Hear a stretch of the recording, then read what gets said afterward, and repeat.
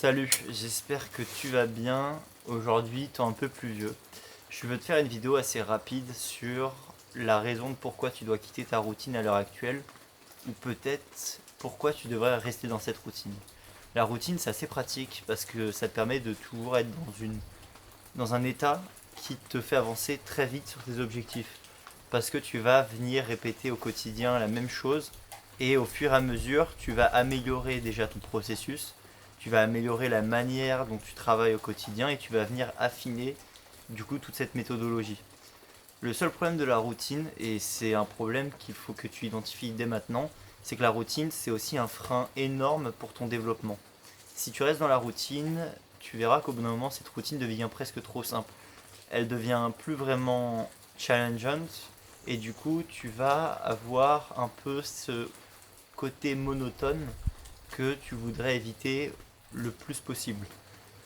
La routine, évidemment, il faut que tu rentres dedans pendant un certain temps. Moi, une routine, pour moi, dure minimum un mois et j'aime bien fonctionner sur des périodes de 3 mois.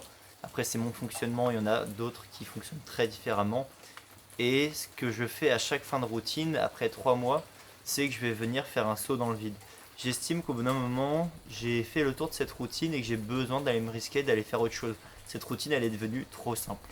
Quand tu fais un entraînement, tu vas avoir tendance à exprimer beaucoup de difficultés dès le début. Dès le début, il va falloir que ton corps s'adapte. Et en fait, une fois que ton corps est adapté à l'entraînement que tu lui infliges depuis 3 mois, ton corps te demande autre chose. Et même tes tripes te le disent, hein. Ton corps te le fait comprendre. Tu as besoin d'autre chose. Donc identifie ce moment, c'est vraiment un timing en fait, hein, aller chercher ce moment où tu maîtrises parfaitement ta routine pour justement faire ce saut dans le vide. Et une fois que ce saut dans le vide tu l'auras fait, tu te réinstalleras au fur et à mesure dans une routine jusqu'à la casser et de nouveau en créer une. Et en fait c'est un cercle infini.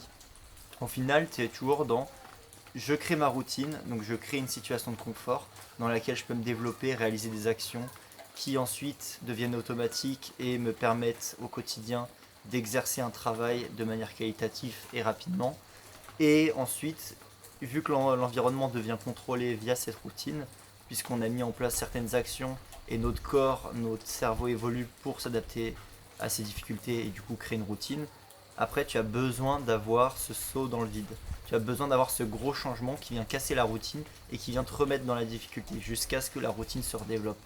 Et comme tu peux le comprendre maintenant, c'est vraiment une situation avec deux phases, la première phase et la deuxième. Et aucune de ces phases ne peuvent fonctionner de manière indépendante. Elles ont besoin l'une et l'autre pour exister. Voilà, je te prends pas plus la tête, je te souhaite une très bonne soirée et d'ici là avance bien sur tes objectifs. Et peut-être, si je peux te rajouter un dernier point bonus, identifie du coup la phase dans laquelle tu es actuellement. Est-ce que actuellement tu es dans une routine complètement maîtrisée ou est-ce qu'au contraire tu as fait le saut dans le vide et tu as besoin de stabilité?